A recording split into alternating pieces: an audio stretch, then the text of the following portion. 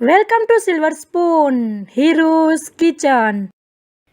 આજે આપણે મસ્ત ટેસ્ટી એવો સિંગ કોપરા પાક બનાવવાના છીએ। તમને હું તોડીને બતાવું। સરસ પેશીદાર, આમ ખાવામાં પોચો અને મસ્ત ટેસ્ટી એવો આપણો સિંગ કોપરા પાક રેડી થાય છે।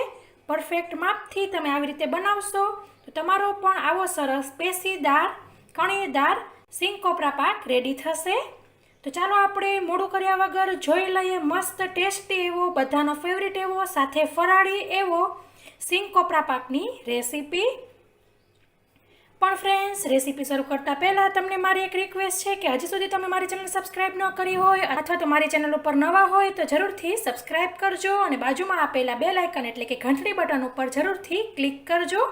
તેના પર ક્લિક કરવાથી હું જ્યારે રેસીપી અપલોડ કરું અથવા તો લાઈવ આવું ત્યારે તમને નોટિફિકેશન મળશે। તો ચાલો મિત્રો, જાણી લઈએ મારા 85 વર્ષના બાની રેસીપી, તે પણ 70 વર્ષથી કન્ટિન્યુ કોઈ પણ તહેવાર હોય ઘરમાં ત્યારે જરૂરથી બનાવે એ આ ખોખા કોપરા પાક છે। ખોખા એટલે ગામડામાં ખોખાને મગફળીને માંડવીને સિંગદાણાને ખોખા બોલે છે। તો ચાલો મિત્રો, જોઈ લઈએ મોડું કર્યા વગર ખોખા કોપરા પાક, તે પણ પરફેક્ટ માપ સાથે એકદમ પોચો। અને ફ્રેન્ડ્સ, આવી જ રીતે મેં સાદો એમને માંડવી પાક, તે પણ ચાસણીવાળો અને ગોળવાળો મૂકી દીધેલો છે। સાથે સિંગતલની સુખડી પણ મૂકી દીધેલી છે। તો બધાની લિંક તમને ડિસ્ક્રિપ્શન બોક્સમાં મળી જશે। જરૂરથી બધી રેસીપી જોજો અને ઘરે એન્જોય કરજો। સૌપ્રથમ આપણે મગફળીના દાણા લઈશું। ફ્રેન્ડ્સ, મેં અહીં આ દાણા 500 ગ્રામ લીધેલા છે। હવે આપણે તેને મીડિયમથી ધીમા તાપે સરસ શેકી લેશું।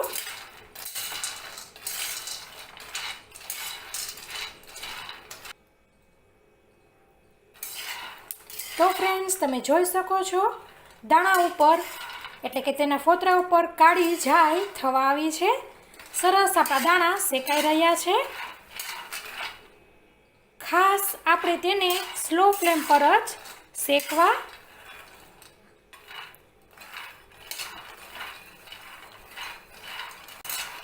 તો તમે જોઈ શકો છો સરસ આપણા દાણા શેકાઈ ગયા છે। તો હવે આપણે ગેસની ફ્લેમ બંધ કરી દઈશું અને કઢાઈમાં થોડીક વાર માટે આવી રીતે ફેરવ્યા કરીશું। ગેસની ફ્લેમ મેં બંધ કરી દીધેલી છે। કઢાઈ ગરમ હોવાથી સરસ જે અંદર કચાશ હશે તે બધી કચાશ દૂર થઈ જશે। પણ બાય ચાન્સ તમારે દાણા વધારે શેકાઈ ગયા હોય તો તમે તેને તરત જ બીજી પ્લેટમાં કાઢી લઈ શકો છો। દાણા સરસ પ્રોપરલી શેકાવા ખૂબ જ જરૂરી છે, તો જ તેની છાલ નીકળશે। તો મિત્રો, આપણા દાણા સરસ ઠંડા થઈ ગયા છે અને આપણે આમ કરશું તો તરત જ તેમાંથી ફોતરા નીકળી જશે। તમે જોઈ શકો છો। તો આપણે હવે બે હાથેથી સરસ આવી રીતે મસળીને ફોતરા કાઢી લેશું। હંમેશા ઠંડા દાણા થાય પછી તેના ફોતરા નીકળે। કોઈક દાણામાં ફોતરા રહી જાય તો કાંઈ વાંધો નહીં। તો મિત્રો, તમે જોઈ શકો છો આપણા દાણામાંથી ફોતરા કાઢી લીધેલા છે અને મેં કીધું તેમ કોઈકમાં ફોતરા રહી જાય તો કાંઈ વાંધો નહીં। હવે આપણે દાણાને પીસી લેશું। તો મિત્રો, મારે અહીં મિક્સરનું ખાનું મોટું છે એટલે દાણાને એકી સાથે ઉમેરી દઈશ। જો તમારું નાનું ખાનું હોય તો બે બેચમાં પીસવું અને આપણે તેને એકી સાથે એકદમ ભૂકો થઈ જાય એવી રીતે નથી પીસવાનું। ચાલુ બંધ કરીને આપણે પીસીશું, જેથી આપણા દાણાનું તેલ નીકળી ન જાય। તો પછી આપણે આવી રીતે કથરોટમાં જે ચોખા ચાળવાનો ચાળણું હોય છે તે લઈ લેશું અને આવી રીતે ચાલુ બંધ કરીને પીસી લીધેલું છે।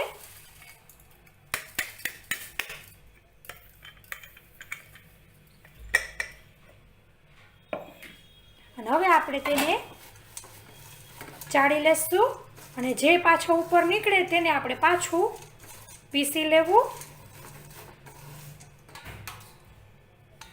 તમે જોઈ શકો છો સરસ દરદરો આપણો ભૂકો રેડી થયો છે. એકી સાથે તમે ફેરવ્યા કરશો અને પીસશો તો મગફળીના દાણામાંથી તેલ છૂટું પડી જશે અને સરસ આપણે આવો છૂટો ભૂકો નહીં થાય.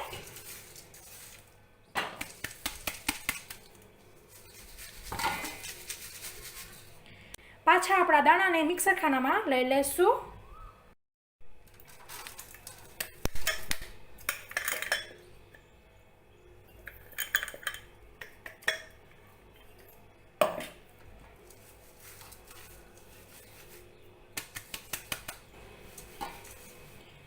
તો ફ્રેન્ડ્સ, સરસ આપણો મગફળીનો પાવડર થઈ ગયો છે.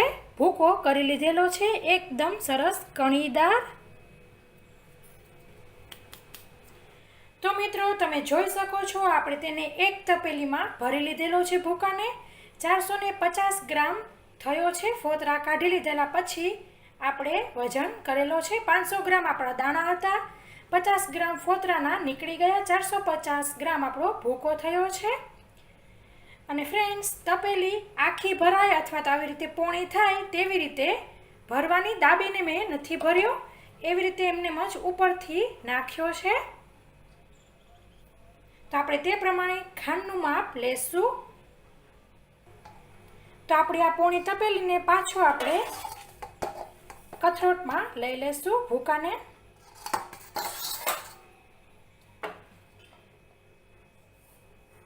ખાંડ જોખી લઈએ.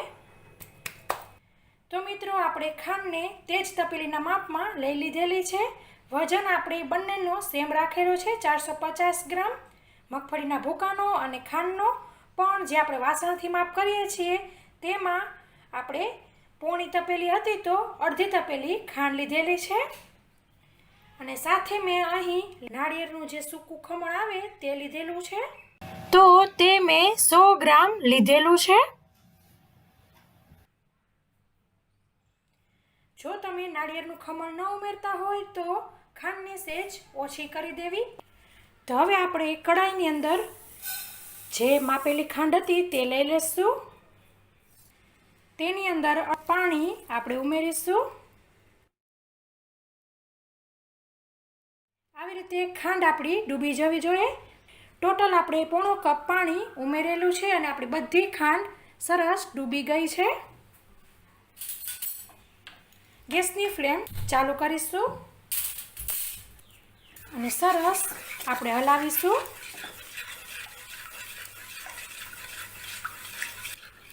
તો મિત્રો, તમે જોઈ શકો છો ઓલમોસ્ટ આપણી ખાંડ ઓગળવા આવી છે. ગેસની ફ્લેમ હજી ફાસ્ટ જ રાખેલી છે શરૂઆતથી. તો ફ્રેન્ડ્સ, આપણી ખાંડ બધી ઓગળી ગઈ છે. આવી રીતે એક ઉભરો આવી જાય ત્યાં સુધી આપણે ગેસની ફ્લેમ ફાસ્ટ રાખીશું ખાંડ ઓગળી ગયા પછી. અને હવે આપણે ગેસની ફ્લેમ મીડિયમ અથવા તો સ્લો કરી લેવી. એક વખત ઉભરો આવી જાય પછી આપણે ચેક કરતા રહેવાનું છે.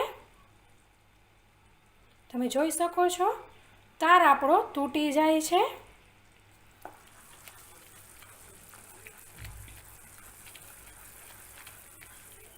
અને જ્યારે પણ આપણે ચેક કરીએ ત્યારે આપણે ગેસની ફ્લેમ ધીમી કરી લેવી. હંમેશા એક વખત મોટો ઉભરો આવી જાય પછી આપણે મીડિયમ ફ્લેમ પર જ કામ કરવાનું. પાછી આપણે ચાસણી ચેક કરીશું. સાવચેતીથી ચેક કરવું, કેમ કે બહુ જ ગરમ હોય છે. એક તારની આપણે ચાસણી કરવાની છે.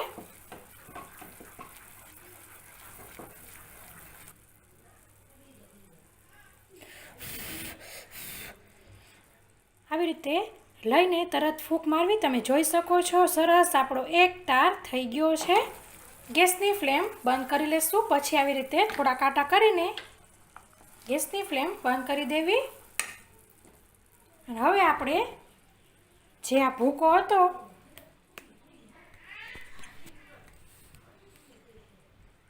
તેની અંદર જે આપણું કોપરાનું ખમણ હતું તે પણ ઉમેરી દઈશું. સાથે તાજો ખાંડેલો એલચીનો ભૂકો છે, 4 એલચી લીધેલી હતી, તેનો ભૂકો પણ ઉમેરી દેવો.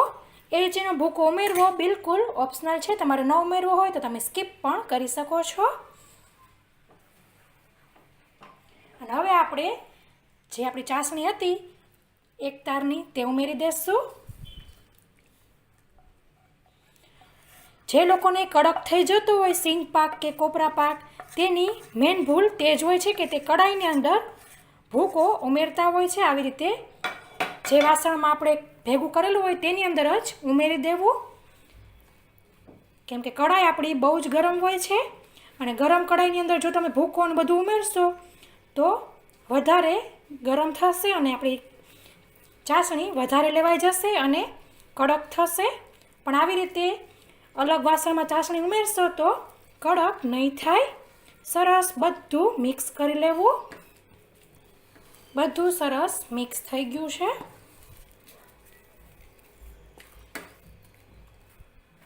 પછી આપણે પ્લેટ લેશું અને તેને ઘી વડે ગ્રીસ કરી લેવી.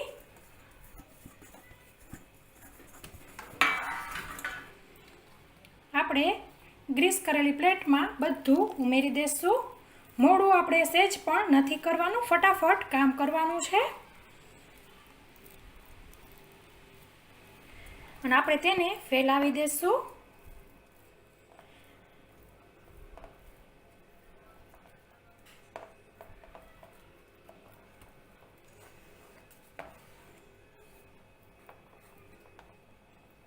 અને ઉપરથી સરસ લીસું કરવા માટે ઘીથી ગ્રીસ કરેલી વાટકીને આપણે આવી રીતે કરીશું. તો મિત્રો આપણે સિંગ કોપરા પાકને પ્લેટમાં ઠારી લીધેલો છે. હવે થોડોક ઠંડો થાય પછી આપણે તેમાં કાપા લગાવીશું. તો ફ્રેન્ડ્સ આપણી 20 મિનિટ થઈ છે અને સરસ આપણો પાક જામી ગયો છે. કટ લગાવી લેશું. હવે આપણે બીજા આડા કટ લગાવી લઈએ.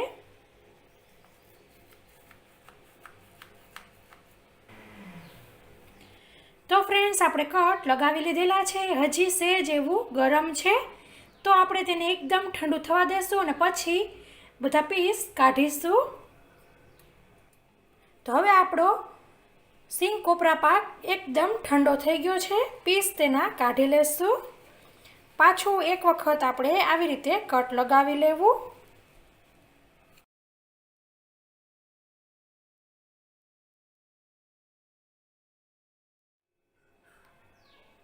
આવી રીતે આપણે પીસ બધા કાઢી લેશું.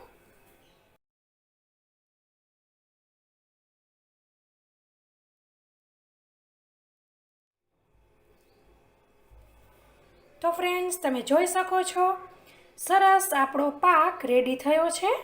ઉપરથી મસ્ત શાઇની, અંદરથી એકદમ પોચો એવો આપણો સિંગ કોપરા પાક રેડી થયો છે.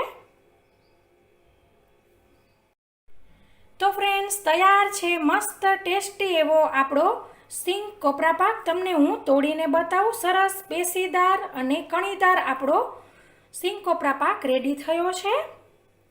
ઘરે જરૂરથી ટ્રાય કરજો. વડીલ હોય કે બાળકો હોય કે આપણા જેવડા હોય તે બધાને મજા પડી જાય તેવો આ પાક બને છે. અને આવી રીતે પરફેક્ટ માપથી બનાવશો તો એકદમ આવો જ સરસ તમારો પણ બનશે.